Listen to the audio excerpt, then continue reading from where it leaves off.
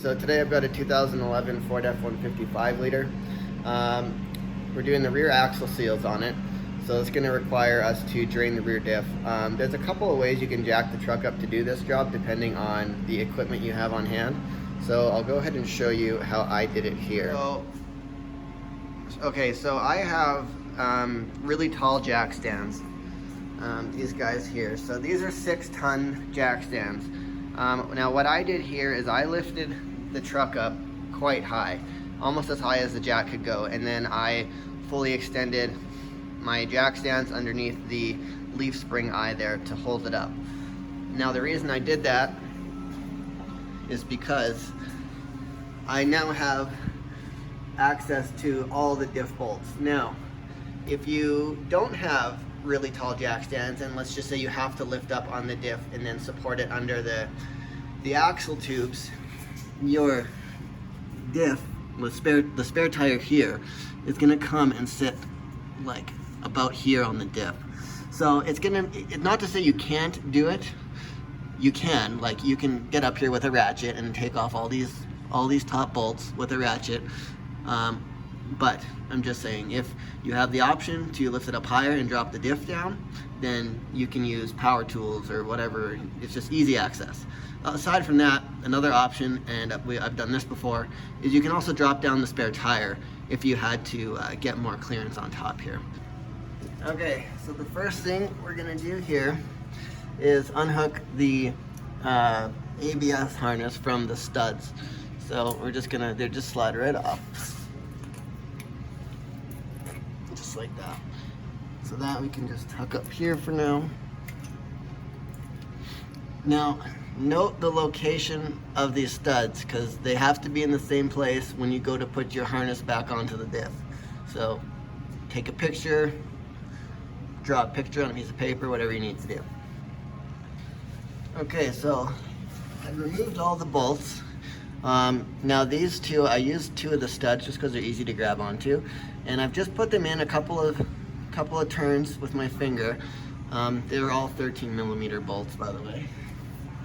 And now you're just gonna have to get in behind here, pry the diff open, make sure you've got a drain pan. There it goes, just like that. Now you can take these studs out.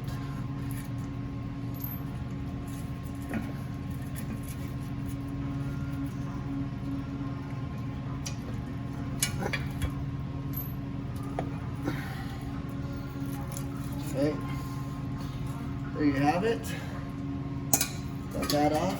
Now you're going to want to make sure you clean up the surface really nice, because that's all silicone. Same with the diff cover surface too. Wipe it out, clean it up. Okay, so I'm draining the axle first because we're doing the wheel seal. I'm draining the axle first because I want to get as much fluid out of there as I can. So now while I'm letting the diff drain out, I'm going to remove the caliper and then the rotor, and then we can go and take the locking pin out of the diff, and then we'll be able to slide the axle out. If your truck is equipped with one of these vibration dampers, I think they're what they call them, you have to, there's a little flap right here on the back. You just pry it out with a screwdriver. There's my socket. To take that off this is a T30. Okay, so look at the T30. It's a tight fit. This is where it would be handy to have some Torx like Allen keys, which I should probably look at getting. It's one of those things, you know, you just keep putting it off because you're like, oh, I only need it once, but yeah. Okay. So just take. It looks like it just spins the whole thing off. So I guess what we can do is just. Oh, I see. Okay, so what I'm going to do here is put this guy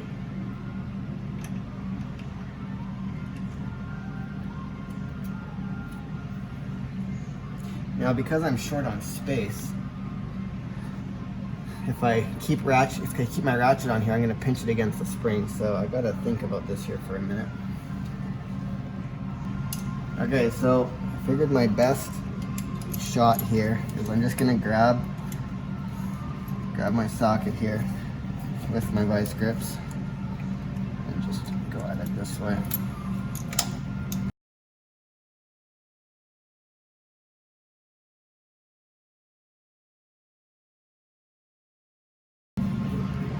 Okay, so that's that off. Okay, you now have the damper off. You can go ahead and pull the caliper off. It's a deep 10 millimeter on that one. Actually, on this one, I could just use that, or I could.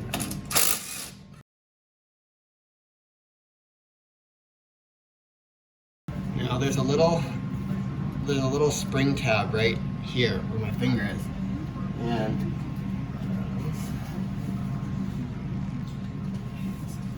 and you just have to push it in and pry the caliper back like that, just like so. Now, whenever you're dealing with calipers, do not let them hang from their hoses. It's very bad for them. So just place it up on here, or if you want to put a bungee cord around it to stop it from falling. Okay, so now that we got the rotor off, we can see here the axle seal leaking from right back in there. And it's spread, it's contaminated the park brake shoes, and it's just made an overall mess inside of here. So park brake shoes should be replaced here. I know some people will try to spray them off with brake clean, sand them with some sanding paper, and then see how that holds up. But yeah, now we just have to unlock the axle and pull it out. Okay, so now that all we have to do is take this pin right here out, and that is what locks. There's two C-clips on either axle, and then the pin goes through the middle of the two axles and then holds the C-clips into their little, I don't know, grooves, I guess you could say, that stop the C-clips from falling out. But you'll see here in a minute. All you gotta do is take out this locking pin. It's a little easier it's a little harder to take out than that. I had to give it a couple of smacks to get it loose. So once you get this guy out,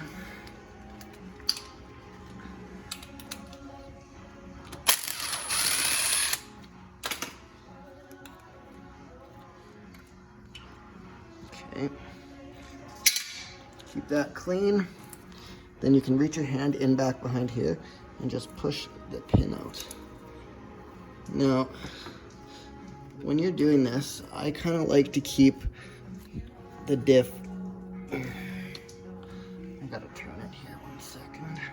I like to be able to see inside here, because what'll happen is once I take this left axle out, these gears, like this gear here, you can see right here, this gear on this side, once the axle's out, that gear's just gonna want to slide down. So I would rather be able to kind of see it, so that when I'm putting it back together, you may have to get your fingers under there and align it back with the axle.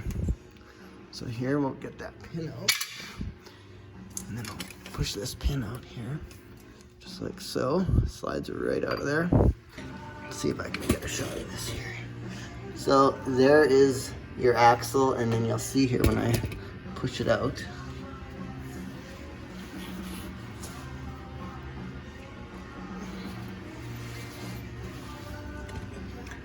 now you see the C-clip there, and then the splines.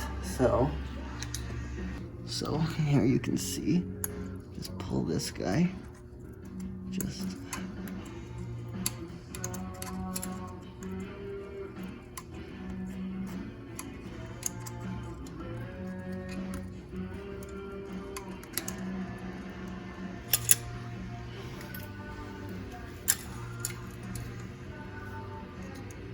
there it is. That's the C-clip. Now your axle's unlocked, and you'll see I can just push it right back out. So now, just just like that. Okay, so what I'm going to do now is, because I have the truck lifted up on such an angle, is that I'm going to use my suction, my vacuum suction, what do we call it? It's called a Mighty Vac. I'm going to use that to get the rest of the oil out of the diff, because there is going to be some amount of oil pooled back around this pinion area. So I'm just going to stick the straw back there and make sure I suck out all the oil. Okay, this is one of those tools that if you're doing seals, you can't live without. It's just called a seal puller. This one is performance tool. I think I got it from like Auto Value for probably next to nothing. So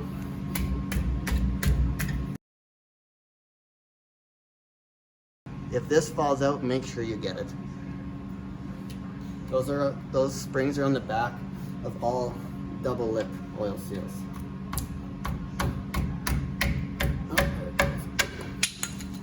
Like that. Now just make sure you clean up this area nicely, get it all dried off. If you have any wheel bearing noise, now is a good time to change your wheel bearing. Just pull straight out of here.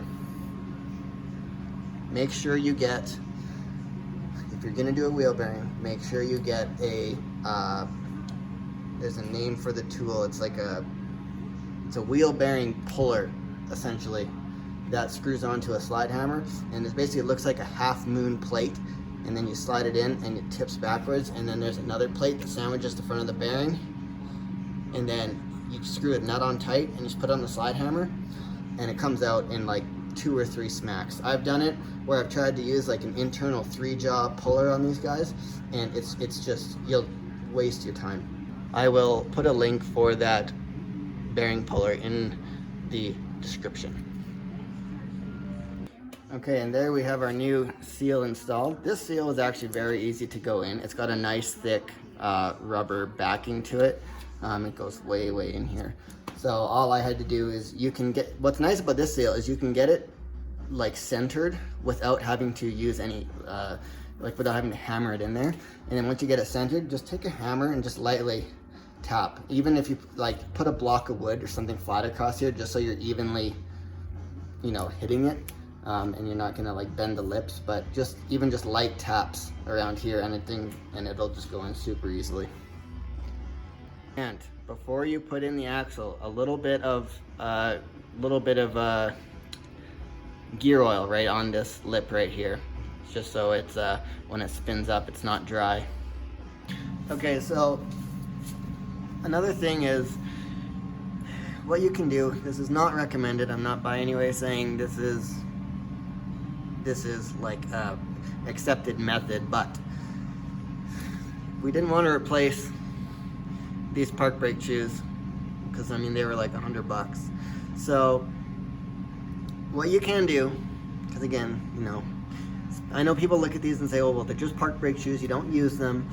I mean, although you do want them to work in an emergency, that's why they're also called emergency brakes.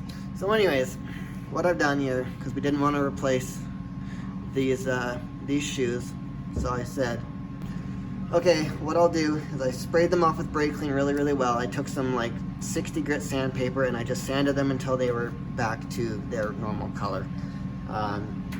Again, it's not recommended, but it's better than not doing it at all. I understand for some people that $100 makes a difference. So if you're stuck doing this job and you just can't spend the money on the new brake shoes, this is something you can do to get away with it, at least for the time being. But, they still should be replaced, at the next opportunity that you have. Okay, now we just got to put the axle back in. Be very careful of that seal lip. You don't want to snag it with those splines. It will tear a hole in it. Get it in there as straight as you can. There we go. And then once you get to a point where it bottoms out, you just kind of gotta lift it up. And push it all the way in. And now we'll go back and put in the C-clip. Okay, so we're gonna put the C-clip back onto the axle.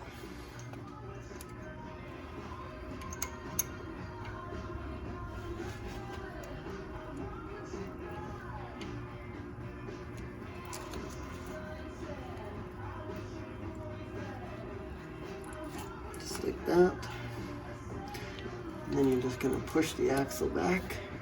Actually, you know what? I'll pull the axle back so you can see how it goes in there.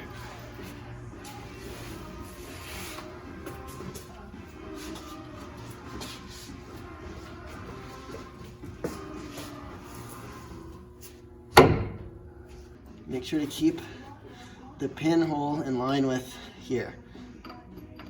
So slide it back in here. And you can see how, as the pin slides in, it wedges between the two axle shafts. Just like that. If you go a little too far, you can just push it back. Too far again. There it goes. You kind of got to give it a wiggle and it'll kind of work its way. It's very hard to turn, so that's why you want to get that hole lined up as close as you can, because it's so slippery, that pin, it's hard to turn. And now we're just going to go ahead and tighten it up.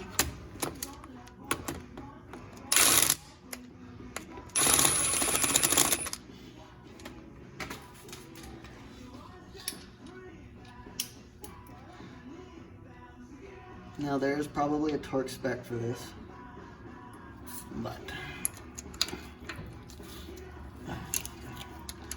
just tighten it up like this.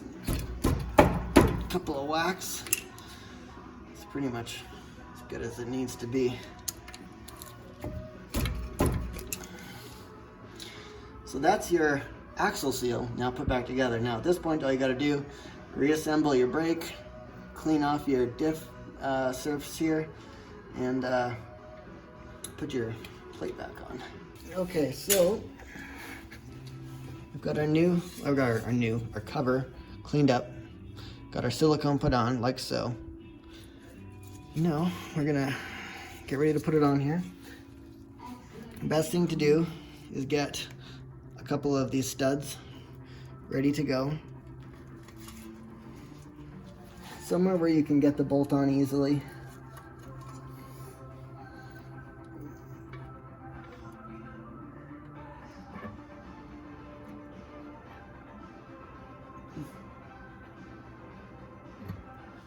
Just like that. One and two. Here. Okay. Good. Get that on there. Just have to put on all the other bolts. I'm pretty sure I have those two studs in the correct location already, as far as where they want to go for the wiring harness. If I look here, I can just double check. Oh no, I gotta get one there. So I'm gonna have to move. I'll have to move them around a little bit, but that's okay. I just want to get this bolted down. Once I got everything bolted down, I'll move the studs around as I need to.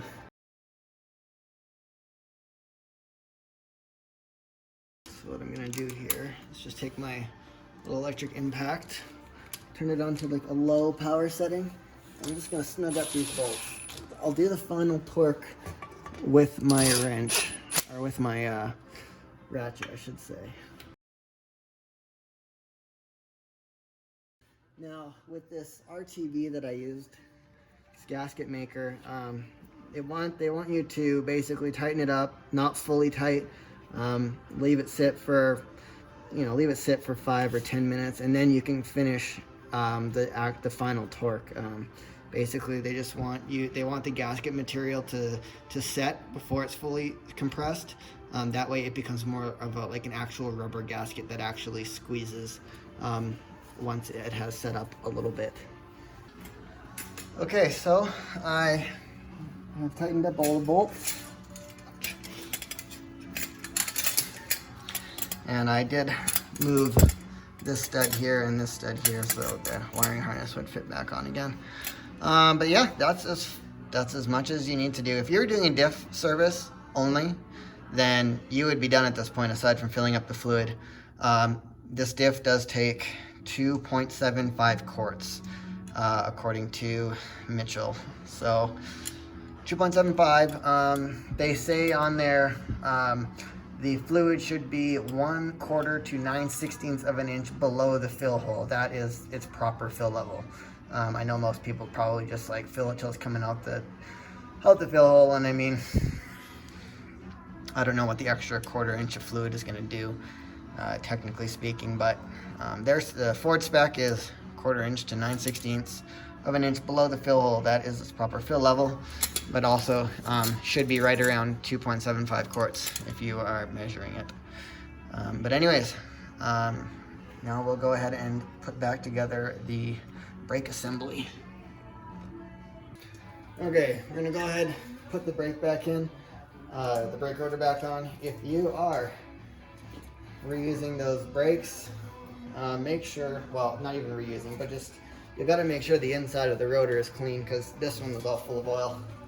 So here we go.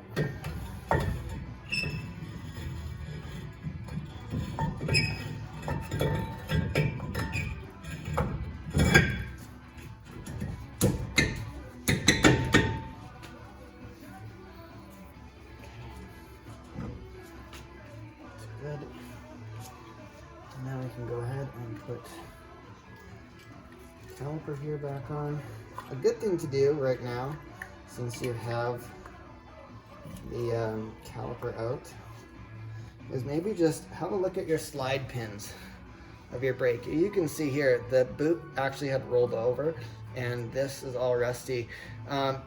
If you have rusty slide pins on your brakes, you will wear out your brake pads prematurely. So if you got your brakes apart, it's a good idea just to pop these out. Take it, just sand them off, wire wheel, whatever you got, and then just put a little bit of grease on them. Okay, so here I have, where's the camera? There it is. So I took it to the wire wheel, cleaned it up, got all the rust off, put a little bit of grease on it, and just put it back in here. The other one looked like it was in good shape, so I just greased it and put it back. Brake caliper here back on. Now on these ones, the bottom of the pads here have little hooks, so you got to put the bottom on to the saddle, and the front or the top, I should say, the top slides over. Well, I pushed my foot on the brake pedal so it can press. All right, I pushed up this piston.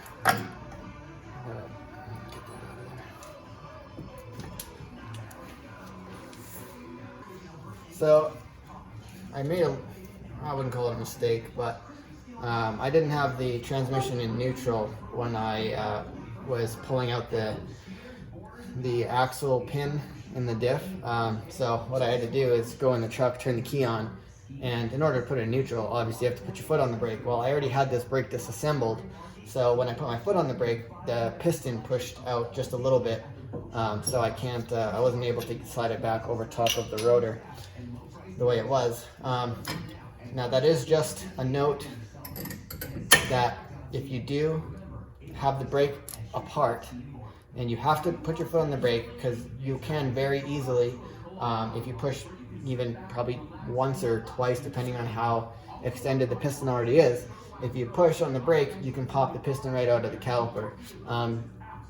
Now what you can do is, so you've got the rotor apart and all this other stuff, and you have to put your foot on the brake to move the transmission into neutral. What I would do is even slide anything in between the pads here, a little block of wood, a socket, anything, just for the pads to push against, so that way it doesn't, you don't pop the piston out of the caliper. So I pushed it back, and I just took the pad off, used my pad pusher and pushed it all back. Now I can put this back on, just like that. Put the top bolt back on.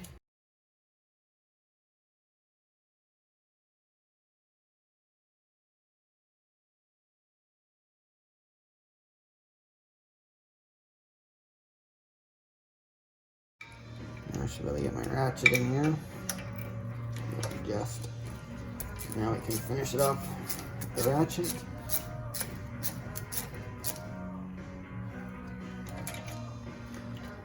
Just like that. Brakes are back together. Put your wheel on. Fill up your diff if you haven't done that already. And That's it. Your job is done.